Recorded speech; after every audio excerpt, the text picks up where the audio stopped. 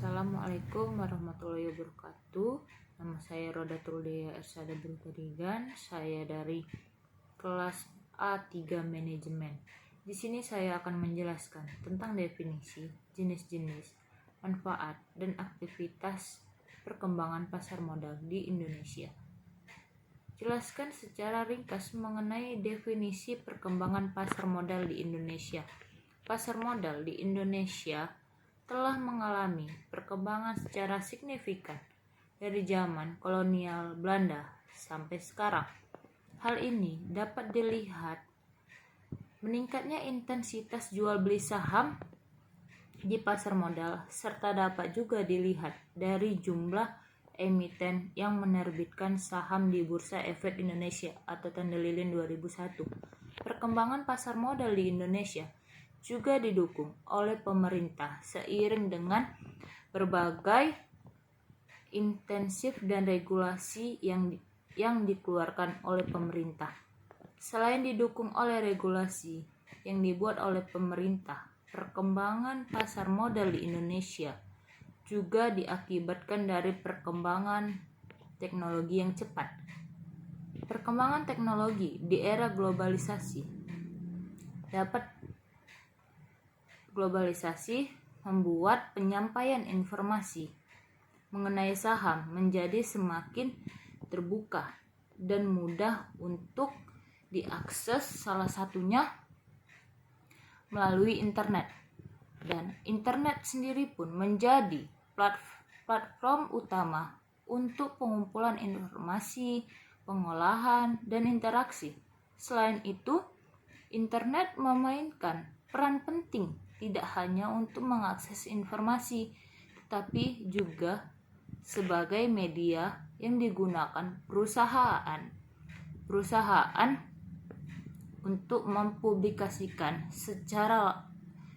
mempublikasikan sebagai laporan keuangan atau berita yang berguna untuk menarik perhatian investor. Dan selanjutnya, jenis-jenis perkembangan pasar modal di Indonesia. Pertama, pasar modal perdana atau Initial Public Offering atau IPO. Penawaran saham perdana atau Initial Public Offering atau IPO adalah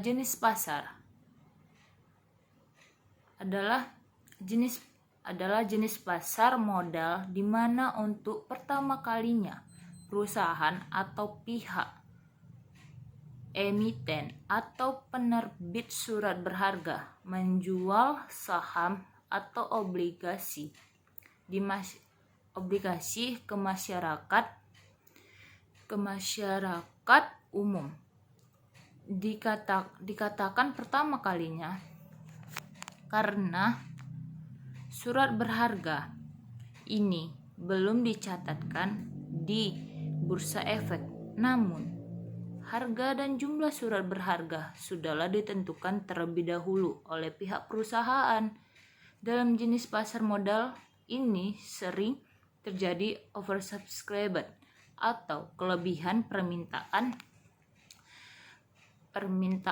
karena jumlah permintaan surat berharga jauh lebih banyak dibanding ketersediaannya.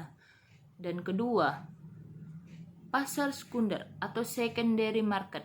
Ketika permintaan di pasar IPO melebihi jumlah ketersediaan, pihak pembeli atau investor dapat membeli surat berharga lainnya di pasar sekunder.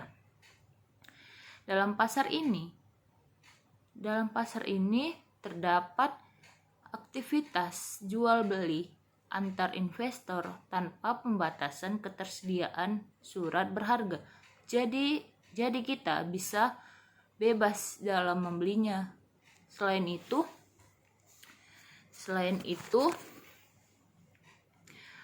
untuk harganya pun mengikuti harga saham di pasaran yang fluktuatif dan sewaktu-waktu dapat berubah. Harga surat Harga surat berharga ini dibentuk oleh investor melalui perantara efek di bursa efek. Dan ketiga, pasar ketiga, trade market. Jenis pasar modal selanjutnya disebut juga sebagai over the counter atau OTC. Proses jual beli yang ada dalam pasar ini terjadi antara anggota bursa dengan investor atau pembeli. Persoalan harga pun ditentukan oleh anggota bursa. Jadi dalam transaksinya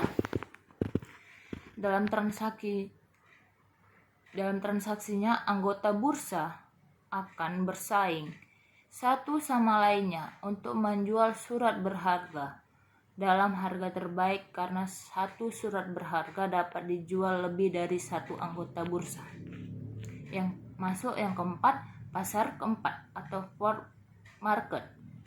Dalam jenis pasar modal keempat ini, kegiatan jual belinya dilakukan oleh investor jual dengan investor beli dan tidak menggunakan perantara efek. Umumnya, pasar keempat ini hanya bisa dijalankan oleh para investor besar untuk menghemat biaya transaksi jual beli. Jumlah nilai transaksinya juga sangat besar. Biasanya mereka bertransaksi langsung lewat Electronic Communication Network atau ECN. Manfaat dan aktivitas perkembangan pasar modal di Indonesia. Pertama, pasar modal sebagai wadah pengalokasian dana. Investor jika ingin melakukan investasi pada beberapa perusahaan bisa dengan membeli efek-efek yang baru ditawarkan atau diperdagangkan di pasar modal. Sebaliknya, pihak perusahaan bisa mendapatkan dana dan dibutuhkan dengan menawarkan instrumen keuangan panjang melalui pasar modal. Kedua, pasar modal menjadi alternatif investasi. Banyak alternatif investasi yang ditawarkan di pasar modal dengan memperoleh keuntungan dan beberapa risiko tertentu. Keuntungan dan risiko yang didapatkan tergantung dari jenis instrumen pasar modal yang diinvestasikan kepada oleh investor.